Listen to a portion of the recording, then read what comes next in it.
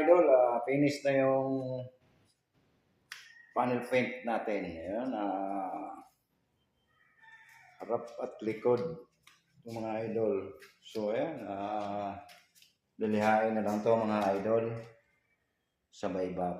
Ayan. Okay na siya. Maganda naman yung kulay.